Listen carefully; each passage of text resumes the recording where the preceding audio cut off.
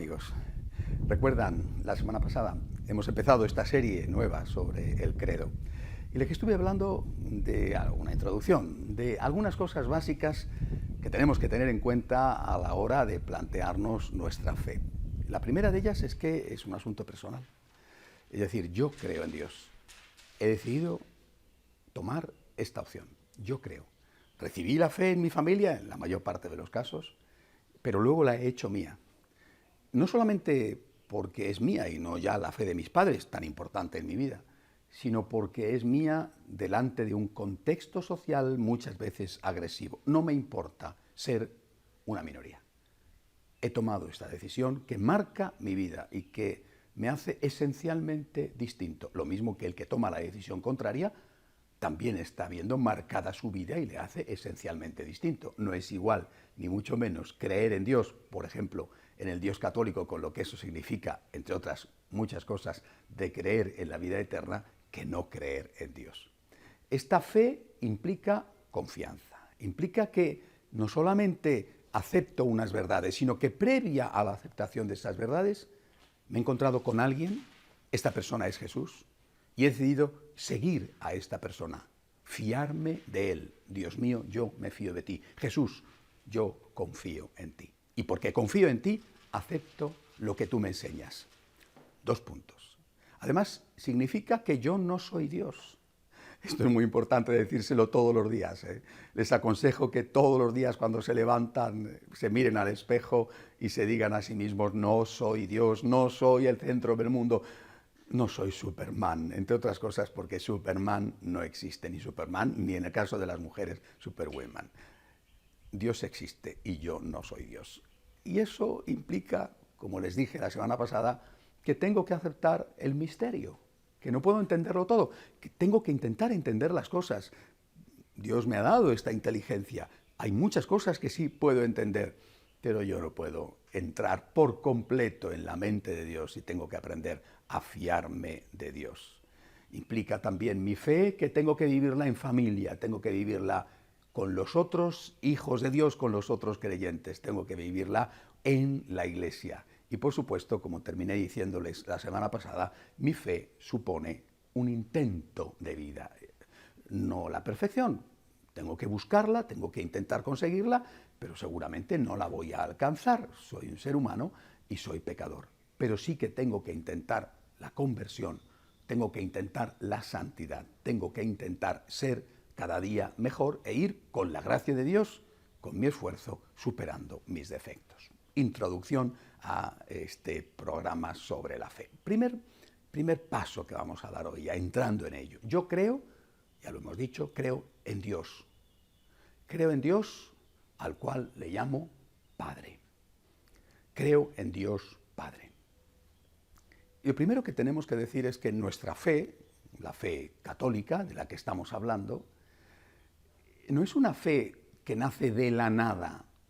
El fundador de nuestra religión es Jesucristo, pero Él, lo sabemos bien, Hijo de Dios, lo confesamos, lo profundizaremos las semanas siguientes, era también Hijo del Hombre, es decir, nacido de una mujer en un contexto concreto, dentro de lo que llamamos el pueblo elegido, el pueblo de Dios, el pueblo judío. Su mamá, la Santísima y siempre Virgen María, era una mujer judía. Su padre adoptivo, San José, era un creyente, un hombre judío. Por tanto, este Dios, hombre, está enseñándonos algo que él a su vez ha asumido y que forma parte de la tradición religiosa del pueblo judío, que a su vez tenía una base previa, una base anterior, algunas de las cosas anteriores fueron purificadas o incluso cambiadas. Por tanto, cuando yo digo que yo creo en Dios, estoy haciendo mío todo un patrimonio religioso que viene desde muy antiguo, desde mucho antes incluso de la fundación del pueblo de Israel, del pueblo que hoy llamamos pueblo judío, más propiamente del pueblo de Israel, es decir, mucho antes de la existencia de Abraham. El hombre, desde sus orígenes, ha intuido la existencia de Dios. Esta intuición es algo querido por el propio Creador, querido por el propio Dios. La intuición en que existe alguien poderoso que ha creado todo lo que existe, esta intuición está en la naturaleza humana. El hombre, por naturaleza, es creyente.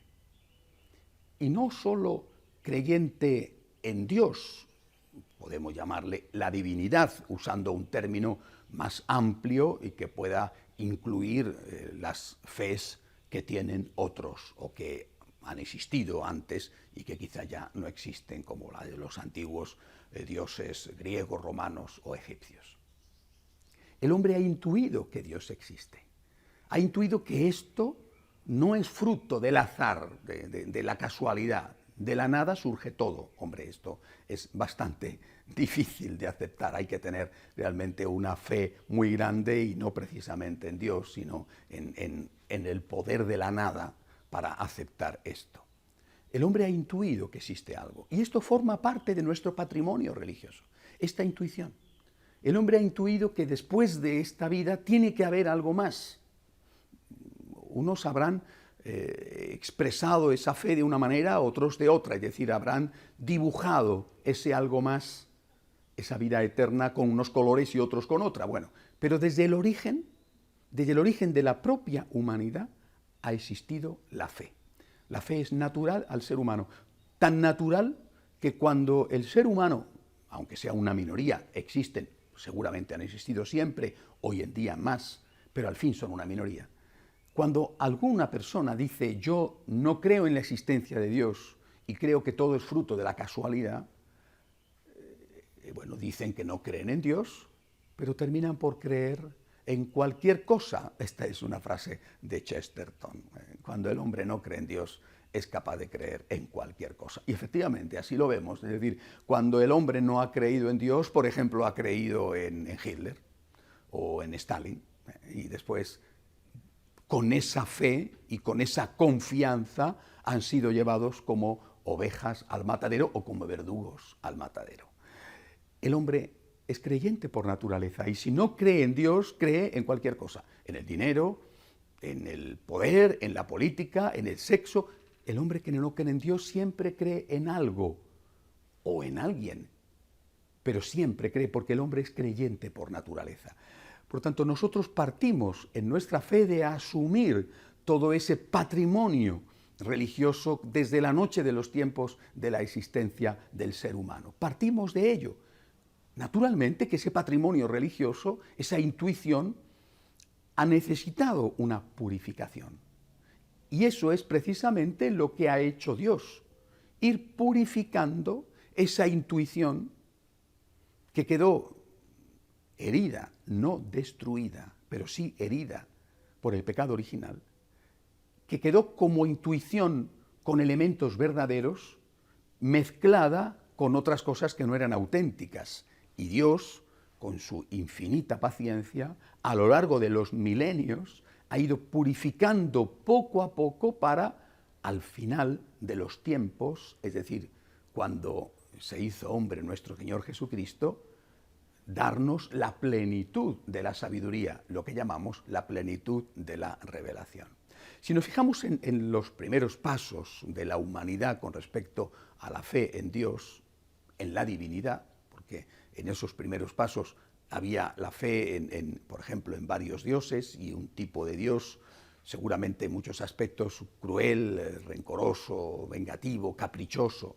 Bueno, pero si nos fijamos en esos primeros pasos ya descubrimos algo positivo. Se cree en Dios, se cree en que ese Dios es creador, de que todo está nacido de sus manos, y se cree en el poder de Dios. Incluso cuando muchas religiones creían en varios dioses, siempre creían que había un Dios más poderoso, un Dios padre de los dioses, un Dios por encima. Podrá ser Zeus o Júpiter o Odín o quien sea.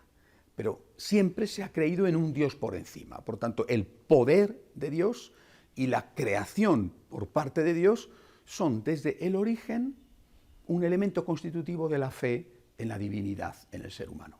Junto a esto se creía que ese poder era capaz de intervenir en la vida del hombre.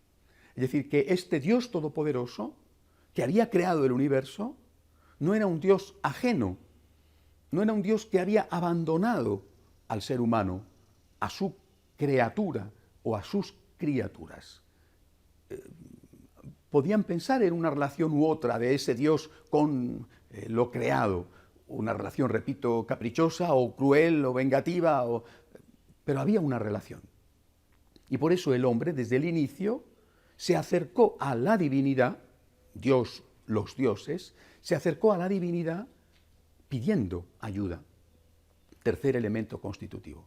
Dios existe, Dios crea y tiene poder y me puede ayudar.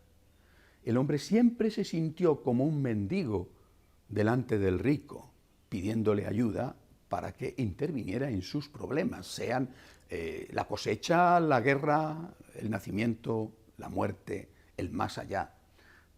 Dios puede ayudarte. Y por eso la religión surge como un canal de vinculación entre el individuo y la divinidad para favorecer esa comunicación y permitir que el individuo presente sus necesidades y la divinidad pueda ayudar al individuo, por ejemplo, a través del ofrecimiento de los dones de la tierra, las primicias o de algún animal. El hombre ha intuido desde el origen de los tiempos que este Dios que existe le puede ayudar en sus problemas cotidianos. Un elemento básico que es verdadero, repito, hay muchas cosas en esa intuición que son auténticas, algunas de las cuales no lo son, pero otras, muchas de ellas, sí lo son. Hay un momento dado en la historia en la cual se va a producir una intervención explícita de Dios para ir aclarando conceptos y purificando cosas. En ese momento aparece un personaje, Abraham, con el cual se inicia el pueblo de Israel, el pueblo de Abraham, habría que decir, el pueblo llamado, el pueblo elegido, preparando un pueblo para cuando se tuviera que producir, muchos siglos más tarde, dentro de ese pueblo la llegada del Redentor, del Salvador, de Jesucristo, que nos daría, entre otras cosas, la plenitud de la revelación. Con la llegada de Abraham y la posterior revelación de Dios al pueblo elegido, al pueblo de Israel, ya algunos conceptos de los equivocados, ¿verdad?, van a ir purificándose y suprimiéndose. Por ejemplo, se asume con la llegada de Abraham, es decir, Dios se revela al pueblo elegido como el Dios único. Los antiguos, antes de Abraham, ya existía la fe. La religión egipcia, por ejemplo, es mucho más antigua que Abraham, la religión de la propia Mesopotamia, donde había nacido Abraham. Creían en Dios, creían en el poder de Dios, creían que Dios es creador, creían que Dios podía intervenir en la vida del hombre, pero creían en varios dioses. Con Abraham, la fe se centra, hay un solo Dios, solo uno. Lo otro son falsos dioses, no son el Dios verdadero, son falsos dioses que el hombre, repito, por esa herida del pecado original, ha confundido y ha llamado Dios a cosas o a personas. A cosas, los bosques, los ríos, las estrellas, el sol, o a personas, el emperador romano, por ejemplo, que no lo son, solo hay un Dios. Primer gran punto revelado gracias a Abraham. Y después vinieron otros, incluso dentro de la propia vida de Abraham y posteriormente durante los siglos que duró el pueblo de Israel hasta la llegada de Jesucristo.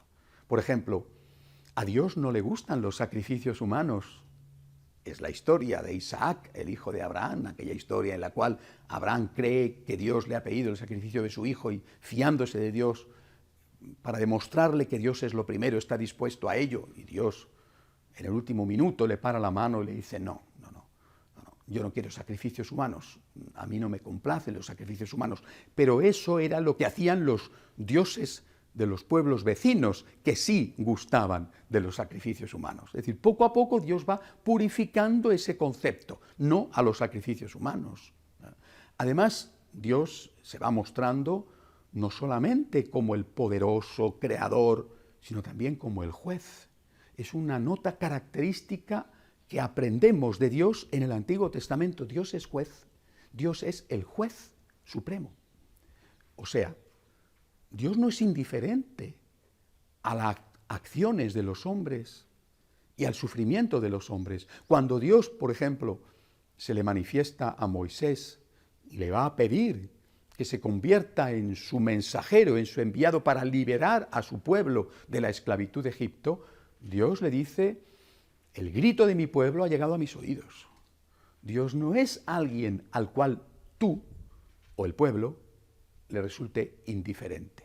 No le da igual ver la injusticia, no le da igual ver el sufrimiento y el dolor. Otra cosa distinta es que Dios tenga sus tiempos y sus planes. He hablado la semana pasada del concepto de misterio, que tenemos que asumirlo como algo natural, porque Dios es más grande que nosotros.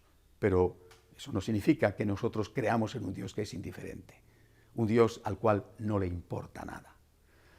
Dios es juez. Dios es también misericordia. Y esto viene ya revelado en el Antiguo Testamento. Dios es misericordia. La misericordia de Dios llena la tierra. La dulce esperanza de la misericordia, dice el libro de la sabiduría. Dios poderoso, Dios creador, Dios que interviene en la historia humana, Dios juez, Dios misericordia. Este era nuestro patrimonio hasta un 25 de marzo en que una muchacha deliciosa, maravillosa, muchacha judía, la siempre Virgen María, recibió la llegada del ángel. A partir de ese momento empieza otra etapa. A partir de ese momento empieza el final de los tiempos, porque empieza la etapa de Jesucristo y la etapa de la Iglesia. Jesucristo nos va a enseñar con respecto a Dios otras cosas. Por ejemplo, nos va a enseñar que ese Dios de su pueblo, único, etcétera, es verdaderamente un solo Dios, pero son tres personas distintas. Son tres personas distintas, después hablaremos de ello, tres personas distintas en una única naturaleza divina.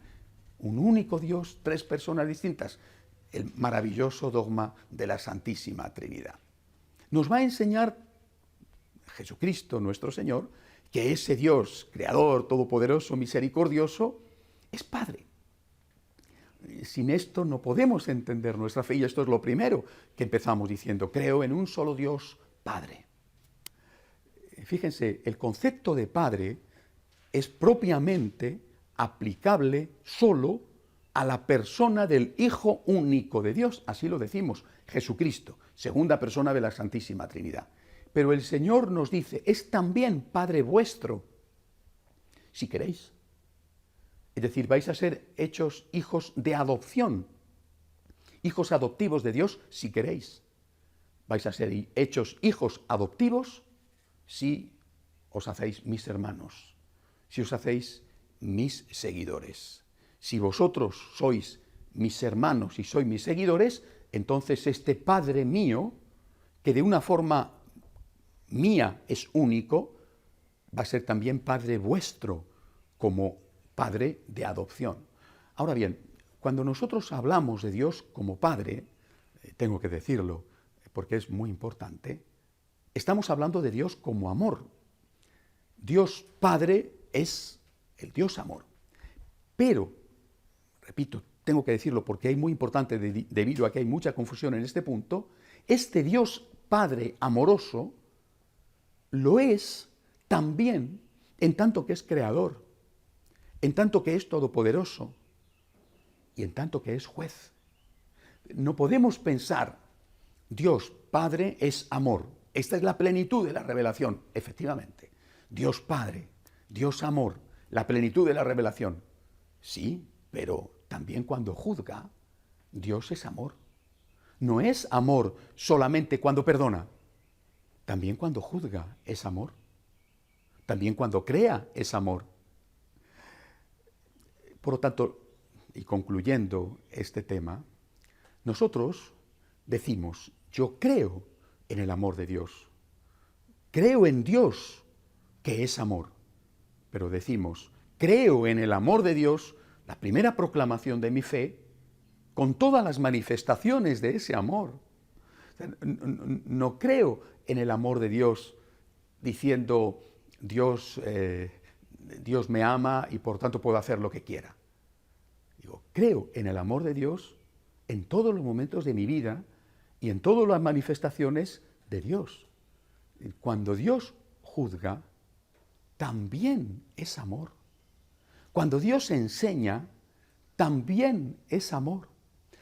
Me interesa muchísimo aclarar esto porque es uno de los puntos donde hay más confusión en este momento. Es decir, hoy me encuentro con muchas personas, muchos católicos, quiero decir, seguramente también fuera, pero yo hablo de los católicos, es decir, con aquellos con los que más trato, que tienen una gran confusión en este punto y piensan, afirman, en parte con toda la razón, que Dios existe y es amor, pero excluyen de ese amor de Dios algunas manifestaciones del amor. Por ejemplo, el juicio o, por ejemplo, la verdad. Es como si un hijo dijera, mi padre me quiere mucho, cosa que es verdad, y por tanto me lo consiente todo, cosa que no es verdad. Mi padre me quiere mucho y me deja drogarme, me da dinero para que me drogue. O si me drogo, no me dice nada. Me quiere mucho, me deja estar en la cama sin levantarme todo el tiempo que quiera. Si no quiero ir al colegio, o a la universidad, o al trabajo, no voy. Luego me da dinero. Gasta lo que quieras, hijo mío, en lo que tú quieras. Ah, mi padre me quiere mucho. No, no es verdad. Perdona, tu padre no te quiere. Si te hace eso, no te quiere. Tu padre, que te quiere mucho, te dice, tienes que trabajar. Tu padre, que te quiere mucho porque te quiere mucho, te dice, no puedes llegar a casa a la hora que tú quieras. Tienes que tener una disciplina, tienes que tener un orden, tienes que tener responsabilidad. Tu padre, porque te quiere mucho, te dice, hijo mío, esto está mal, esto es un pecado, o esto es nocivo para tu salud, no puedes hacer esto. Y si lo haces, no puedo apoyarte en ello. No puedes pedirme la colaboración para algo que es malo para ti o malo para otros. Hay tal confusión con respecto al tema del amor de Dios que si no lo aclaramos desde el primer momento, todo el resto del credo queda comprometido. Creo que Dios es Padre. Creo que Dios es amor. Sí, pero antes de esto, antes de la plenitud, me han enseñado otras cosas. Creo que Dios es juez. Creo que Dios es la verdad. Cuando Dios juzga, cuando Dios me juzga, me está amando. Cuando Dios me dice la verdad, me está amando. Cuando Dios me advierte que el cielo existe y que el infierno también existe, me está amando. Dios ama siempre. Por supuesto, me ama cuando me perdona. El Dios de la misericordia es la plenitud del amor y está siempre deseando dar esa misericordia, pero también cuando juzga y cuando Él me avisa y me advierte y me enseña, también entonces Dios me ama. Hasta la semana que viene, si Dios quiere.